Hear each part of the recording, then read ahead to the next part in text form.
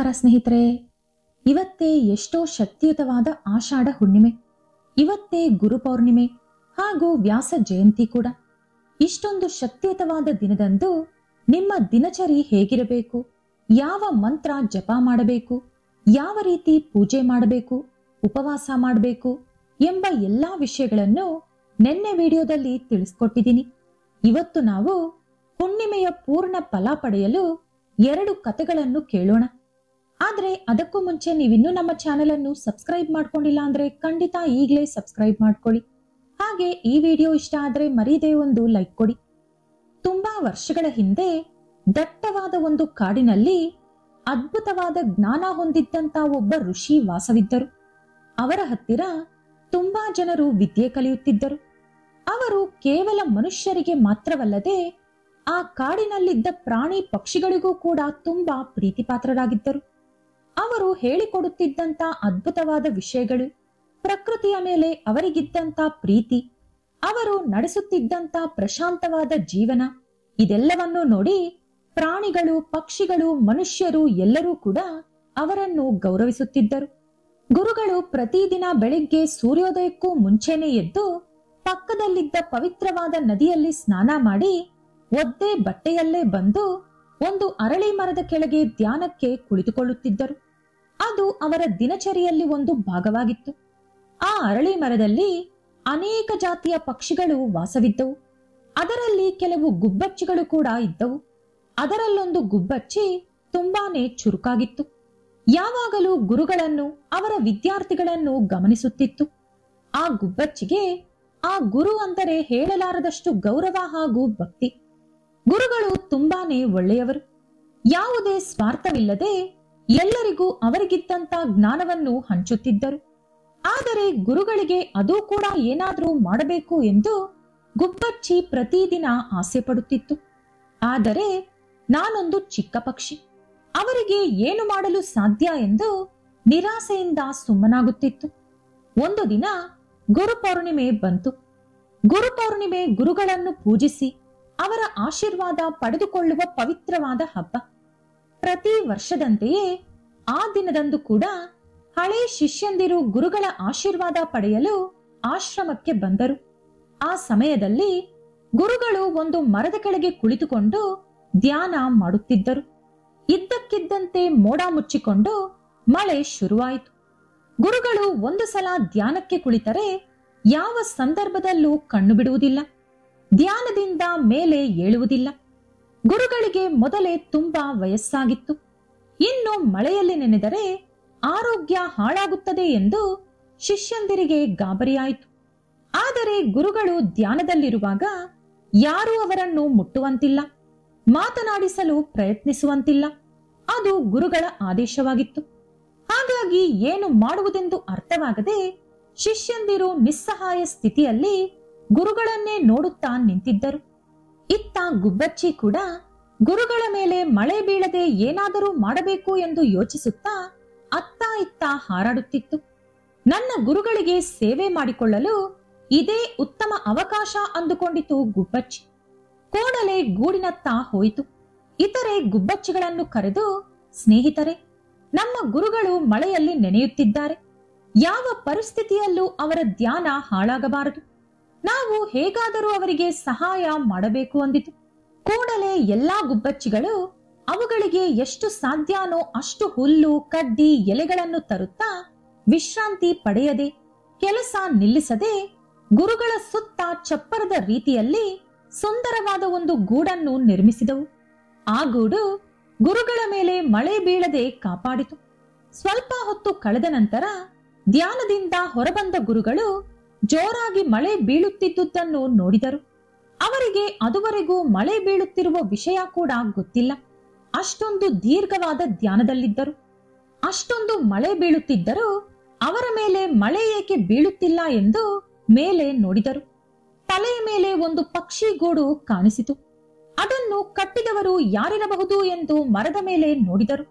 ಅಲ್ಲಿ ಗುಬ್ಬಚ್ಚಿಗಳು ಖುಷಿ ಖುಷಿಯಾಗಿ ನಾವೇ ಮಾಡಿದ್ದು ಎಂಬಂತೆ ಚಿಲಿಪಿಲಿ ಚಿಲಿಪಿಲಿ ಅನ್ನುತ್ತಿದ್ದವು. ಅದನ್ನು ನೋಡಿದ ಗುರುಗಳಿಗೆ ತುಂಬಾನೇ ಖುಷಿಯಾಯಿತು. ಗುರುಗಳು ಆ ಎಲ್ಲಾ ಪಕ್ಷಿಗಳಿಗೂ ಆಶೀರ್ವಾದ ಮಾಡಿದರು. ಅಲ್ಲಿದ್ದ ಶಿಷ್ಯಂದಿರು ಕೂಡ ತಾವು ಮಾಡಲಾಗದ ಕೆಲಸವನ್ನು ಪಕ್ಷಿಗಳು ಮಾಡಿರುವುದು ನೋಡಿ ಸ್ವಲ್ಪ ನೊಂದುಕೊಂಡರು. ಗುರುಗಳನ್ನು ನೆನೆಯದಂತೆ ಕಾಪಾಡಿದ್ದಕ್ಕಾಗಿ ಸಂತೋಷಿಸಿದರು. ಗುರುಗಳು ಆ ಗುಬ್ಬಚ್ಚಿಗಳೊಂದಿಗೆ, ನನ್ನ ಪ್ರೀತಿಯ ಪಕ್ಷಿಗಳೇ, ನೀವು ನನಗೆ ಮಾಡಿದಂತ ಈ ಸೇವೆ ಯಾವ ಗುರುದಕ್ಷಿಣೆಗೂ ಕಡಿಮೆ ಇಲ್ಲ. ನೀವು ನಿಮ್ಮ ನಿಸ್ವಾರ್ಥವಾದ ಪ್ರೀತಿಯಿಂದ, ಭಕ್ತಿಯಿಂದ ನನ್ನ ಧ್ಯಾನಕ್ಕೂ ಕೂಡ ಭಂಗ ಉಂಟು ಮಾಡದೆ, ನನ್ನ ಆರೋಗ್ಯ ಕೂಡ ಹಾಳಾಗದೆ ಕಾಪಾಡಿದ್ದೀರಿ. ನೀವು ನನಗೆ ಮಾಡಿದಂತ ಈ ಸೇವೆ ನನಗೆಷ್ಟೋ ಆನಂದ, ತೃಪ್ತಿ ಕೊಟ್ಟಿದೆ. ನಿಮ್ಮ ಭಕ್ತಿ ಹಾಗೂ ನಿಮ್ಮ ಸೇವೆ ಎಲ್ಲರಿಗೂ ಕೂಡ ಆದರ್ಶವಾಗಲಿ. ನೀವು ಈ ಅದ್ಭುತವಾದ ಕೆಲಸವನ್ನು ಗುರು ಪೌರ್ಣಿಮೆಯಂದು ಮಾಡಿರುವುದರಿಂದ ನಿಮ್ಮ ಈ ಕಥೆಯನ್ನು ಯಾರು ಗುರು ಪೌರ್ಣಿಮೆಯ ದಿನ ಕೇಳುತ್ತಾರೋ ಅವರಿಗೆ ಜೀವನದಲ್ಲಿ ಗುರುಬಲ ಹೆಚ್ಚಾಗುತ್ತದೆ ಎಂದು ಆಶೀರ್ವದಿಸಿದರು. ಇದು ಮೊದಲನೇ ಕತೆ. ಈಗ ನಾವು ಬ್ರಹ್ಮಾಂಡ ಪುರಾಣದಲ್ಲಿರುವಂತ ಇನ್ನೊಂದು ಕಥೆಯನ್ನು ಕೇಳೋಣ. ಒಂದು ಸಲ ನಾರದ ಮಹರ್ಷಿ ವ್ಯಾಸ ಮಹರ್ಷಿಯ 4 ಶಿಷ್ಯರಲ್ಲಿ ಒಬ್ಬರಾದ ವೈಶಂಪಾಯನಿಗೆ ಈ ರೀತಿ ಗುರು ಪೌರ್ಣಿಮೆ ವಿಶೇಷತೆಯನ್ನು ವಿವರಿಸಿದರು. ಇವತ್ತು ವ್ಯಾಸ ಜಯಂತಿ ಇರುವುದರಿಂದ ಈ ಕತೆ ಕೇಳುವುದು ತುಂಬಾ ಪುಣ್ಯ ಕೊಡುತ್ತದೆ. ಪೂರ್ವದಲ್ಲಿ ವಾರಣಾಸಿಯಲ್ಲಿ ಬಡ ಬ್ರಾಹ್ಮಣ ದಂಪತಿಗಳು ವಾಸವಿದ್ದರು. ಅವರ ಹೆಸರುಗಳು ವೇದನಿಧಿ ಹಾಗೂ ವೇದವತಿ. ಇಬ್ಬರಿಗೂ ಭಕ್ತಿ, ಜ್ಞಾನ, ಆಧ್ಯಾತ್ಮಿಕತೆ ಹೆಚ್ಚಾಗಿತ್ತು. ಇಬ್ಬರು ಎಷ್ಟೋ ಪೂಜೆಗಳು, ವ್ರತಗಳು, ಹೋಮಗಳು, ಹವನಗಳು ಮಾಡಿದರೂ ಕೂಡ ಸಂತಾನ ಮಾತ್ರ ಇರಲಿಲ್ಲ. ವ್ಯಾಸ ಮಹರ್ಷಿ ಮಾರುವೇಷದಲ್ಲಿ ರಹಸ್ಯವಾಗಿ ಗಂಗಾ ನದಿಗೆ ಸ್ನಾನ ಮಾಡಲು ಬರುತ್ತಾರೆ ಎಂಬ ವಿಷಯ ಹೇಗೋ ವೇದನಿಧಿಗೆ ತಿಳಿಯಿತು. ಅಂದಿನಿಂದ ವೇದನಿಧಿ ವ್ಯಾಸ ಮಹರ್ಷಿಯ ದರ್ಶನ ಪಡೆಯಬೇಕು ಎಂಬ ಹಂಬಲದಿಂದ ಗಂಗಾ ನದಿಯ ಸುತ್ತಮುತ್ತ ಪ್ರತಿದಿನ ಓಡಾಡುತ್ತಿದ್ದ. ಒಂದು ದಿನ ಗಂಗಾ ನದಿಯ ಹತ್ತಿರ ಒಬ್ಬ ಭಿಕ್ಷುಕ ಕಾಣಿಸಿದ. ಆತ ಭಿಕ್ಷುಕನಂತೆ ಕಾಣಿಸುತ್ತಿದ್ದರೂ ಮುಖದಲ್ಲಿ ಮಾತ್ರ ಒಂದು ರೀತಿಯಾದ ಹೊಳಪಿತ್ತು. ಅವರೇ ವ್ಯಾಸ ಮಹರ್ಷಿ ಇರಬಹುದು ಅಂದುಕೊಂಡ ವೇದನಿಧಿ ಕೂಡಲೇ ಓಡೋಡಿ ಹೋಗಿ ಅವರ ಕಾಲನ್ನು ಹಿಡಿದುಕೊಂಡ. ಆದರೆ ಆ ಭಿಕ್ಷುಕ ಕಾಲು ಬಿಡು ಎಂದು ವೇದನಿಧಿಯನ್ನು ಗದರಿದ. ಆದರೂ ಕೂಡ ವೇದನಿಧಿ ಅವರ ಕಾಲನ್ನು ಬಿಡದೆ, ಮಹಾನುಭಾವ, ನೀವು ವ್ಯಾಸ ಮಹರ್ಷಿ ಎಂಬುದು ನನಗೆ ಗೊತ್ತಿದೆ. ನಿಮ್ಮ ದರ್ಶನಕ್ಕಾಗಿ ತುಂಬಾ ದಿನಗಳಿಂದ ನಾನು ಇಲ್ಲೇ ಸುತ್ತಾಡುತ್ತಿದ್ದೇನೆ. ದಯವಿಟ್ಟು ನನ್ನನ್ನು ಗದರಬೇಡಿ ಎಂದು ಹೇಳಿದ. ಆಗ ಆ ಭಿಕ್ಷುಕ ಸುತ್ತಮುತ್ತ ಯಾರಾದರೂ ಇದ್ದಾರಾ ಎಂದು ನೋಡಿ ಯಾರೂ ಇಲ್ಲ ಎಂದು ಖಚಿತಪಡಿಸಿಕೊಂಡ ಮೇಲೆ ವೇದನಿಧಿಯನ್ನು ಆಶೀರ್ವದಿಸಿ, ನಾನಿಲ್ಲಿ ರಹಸ್ಯವಾಗಿ ಬಂದು ಸ್ನಾನ ಮಾಡುತ್ತೇನೆ.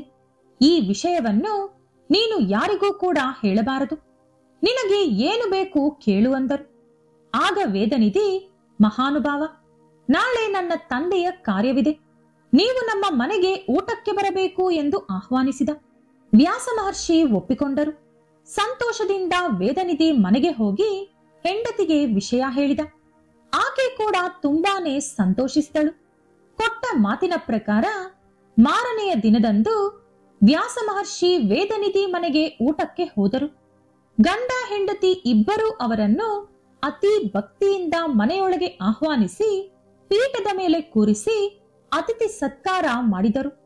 ಬಳಿಕ ಅವರಿಗೆ ಅರ್ಚನೆ ಮಾಡಲು ಸಾಲಗ್ರಾಮ, ತುಳಸಿ ಹೂಗಳು ಮುಂತಾದ ಪದಾರ್ಥಗಳನ್ನು ತಂದರು. ಪೂಜೆಯ ನಂತರ ಇಬ್ಬರು ಎಷ್ಟೋ ಶ್ರದ್ಧೆಯಿಂದ ಮಡಿ ಉಟ್ಟುಕೊಂಡು ಶ್ರಾದ್ದ ಕಾರ್ಯಕ್ರಮವನ್ನು ಶಾಸ್ತ್ರೋಕ್ತವಾಗಿ ಮಾಡಿ ಅತಿ ಭಕ್ತಿಯಿಂದ ವ್ಯಾಸ ಮಹರ್ಷಿಗೆ ಪಂಚಭಕ್ಷ ಪರಮಾನ್ನವನ್ನು ತಿನ್ನಲು ಬಡಿಸಿದರು. ಅವರ ಭಕ್ತಿ ಹಾಗೂ ಸೇವೆಗೆ ಮೆಚ್ಚಿದ ವ್ಯಾಸ ಮಹರ್ಷಿ, ಓ ಪುಣ್ಯ ದಂಪತಿಗಳೇ, ನಿಮಗೆ ಯಾವ ವರ ಬೇಕು ಕೇಳಿ ಅಂದರು. ಆಗ ಆ ದಂಪತಿಗಳು, ಮಹಾತ್ಮ, ನಾವು ಪುತ್ರ ಸಂತಾನಕ್ಕಾಗಿ ಇದುವರೆಗೂ ಮಾಡದಿರುವಂತ ಪೂಜೆಗಳಿಲ್ಲ, ವ್ರತಗಳಿಲ್ಲ, ಹೋಮಗಳಿಲ್ಲ. ಆದರೆ ಇದುವರೆಗೂ ನಮಗೆ ಸಂತಾನ ಇಲ್ಲ ಅಂದರು. ಆಗ ವ್ಯಾಸ ಮಹರ್ಷಿ, ಆದರ್ಶ ದಂಪತಿಗಳೇ, ನೀವು ಇನ್ನು ಮುಂದೆ ಯೋಚಿಸುವ ಅಗತ್ಯ ಇಲ್ಲ. ನಿಮಗೆ ಶೀಘ್ರದಲ್ಲಿ 10 ಜನ ಪುತ್ರರು ಜನಿಸುತ್ತಾರೆ. ನೀವು ಜೀವನದಲ್ಲಿ ಸುಖ, ಸಂತೋಷ, ಭೋಗ ಭಾಗ್ಯಗಳನ್ನು ಅನುಭವಿಸುತ್ತೀರಿ. ಈ ಲೋಕವನ್ನು ಬಿಟ್ಟ ನಂತರ ಮಹಾವಿಷ್ಣುವಿನ ಕೃಪೆಯಿಂದ ಅವರ ಲೋಕದಲ್ಲಿ ವಾಸವಿರುವ ಅದೃಷ್ಟ ಪಡೆದುಕೊಳ್ಳುತ್ತೀರಿ ಎಂದು ಆಶೀರ್ವದಿಸಿದರು. ವ್ಯಾಸ ಮಹರ್ಷಿ ಅಲ್ಲಿಂದ ಹೊರಟಿರುವಾಗ ವೇದನಿಧಿ ಅವರನ್ನು ತಡೆದು, ಮಹಾನುಭಾವ, ಮತ್ತೆ ನಿಮ್ಮ ದರ್ಶನ ಭಾಗ್ಯ ಯಾವ ರೀತಿ ನಮಗೆ ಸಿಗುತ್ತದೆ ಎಂದು ಕೇಳಿದ. ಅದಕ್ಕೆ ವ್ಯಾಸ ಮಹರ್ಷಿ, ವೇದನಿಧಿ, ಯಾವ ವ್ಯಕ್ತಿ ವೇದಗಳ ರಹಸ್ಯಗಳನ್ನು ಚೆನ್ನಾಗಿ ತಿಳಿದುಕೊಂಡು ಇತರರಿಗೆ ಬೋಧಿಸುತ್ತಾ 4 ಜನರಿಗೆ ಒಳ್ಳೆ ಮಾತುಗಳನ್ನು ಹೇಳುತ್ತಾ ಇತಿಹಾಸಗಳ ಅರ್ಥಗಳನ್ನು ತಿಳಿದುಕೊಂಡು ಬೇರೆಯವರಿಗೆ ಉಪದೇಶಿಸುತ್ತಾ ಕಾಣಿಸುತ್ತಾನೋ ಆ ವ್ಯಕ್ತಿಯೇ ನನ್ನ ಸ್ವರೂಪ ಎಂದು ಭಾವಿಸಿ ಅವರನ್ನು ನೀನು ಪೂಜಿಸು. ಅಂತ ಗುರುಗಳಲ್ಲಿ, ಸಾಧುಗಳಲ್ಲಿ, ಉತ್ತಮರಲ್ಲಿ ನಾನು ಯಾವಾಗಲೂ ಕೂಡ ಸೂಕ್ಷ್ಮ ರೂಪದಲ್ಲಿ ವಾಸವಿರುತ್ತೇನೆ. ವೇದಗಳಲ್ಲಿರುವಂತ ರಹಸ್ಯಗಳನ್ನು ಎಲ್ಲರಿಗೂ ತಿಳಿದುಕೊಂಡು ಇತರರಿಗೆ ಹೇಳಲು ಸಾಧ್ಯವಾಗುವುದಿಲ್ಲ. ಕೇವಲ ನನ್ನ ಅನುಗ್ರಹ ಇದ್ದಾಗ ಮಾತ್ರವೇ ಅದು ಸಾಧ್ಯ. ಹಾಗಾಗಿ ಅಂತವರಲ್ಲಿ ನಾನಿದ್ದೇನೆ ಎಂದು ತಿಳಿದುಕೋ. ಅಂತ ಗುರುಗಳು ನಿನಗೆ ಸಿಕ್ಕಾಗ ನಾನು ಜನಿಸಿದಂತ ಗುರು ಪೌರ್ಣಿಮೆ ದಿನದಂದು ಅವರಿಗೆ ಪೂಜೆ ಮಾಡಿ, ಸೇವೆ ಮಾಡಿ ನಿನ್ನ ಗೌರವ ಭಕ್ತಿಯನ್ನು ತೋರಿಸು ಎಂದು ಹೇಳಿ ವ್ಯಾಸ ಮಹರ್ಷಿ ಹೊರಟು ಹೋದರು. ಈ ಕತೆ ವ್ಯಾಸ ಮಹರ್ಷಿ ಜನಿಸಿದಂತ ಈ ಅದ್ಭುತವಾದ ವ್ಯಾಸ ಜಯಂತಿ ಎಂದು ಕೇಳಿದರೆ ತುಂಬಾನೇ ಪುಣ್ಯ, ಜ್ಞಾನ ಜೊತೆಗೆ ವ್ಯಾಸ ಮಹರ್ಷಿ ಆಶೀರ್ವಾದ ಕೂಡ ಸಿಗುತ್ತದೆ. ಈ 2 ಕಥೆಗಳನ್ನು ಇವತ್ತು ಕೇಳಿರುವಂತ ನೀವೆಲ್ಲರೂ ಕೂಡ ತುಂಬಾನೇ ಅದೃಷ್ಟವಂತರು. ಈ ವಿಡಿಯೋ ಇಷ್ಟ ಆದ್ರೆ ಲೈಕ್ ಮಾಡಿ, ಶೇರ್ ಮಾಡಿ. ಇಂತಹ ಹೆಚ್ಚಿನ ಉತ್ತಮ ಕಥೆಗಳಿಗಾಗಿ ತಪ್ಪದೇ ನಮ್ಮ ಚಾನೆಲ್ ಅನ್ನು ಸಬ್ಸ್ಕ್ರೈಬ್ ಮಾಡ್ಕೊಳ್ಳಿ. ನಾಳೆ ಮತ್ತೊಂದು ವಿಡಿಯೋದೊಂದಿಗೆ ಪುನಃ ಭೇಟಿಯಾಗೋಣ. ಧನ್ಯವಾದಗಳು.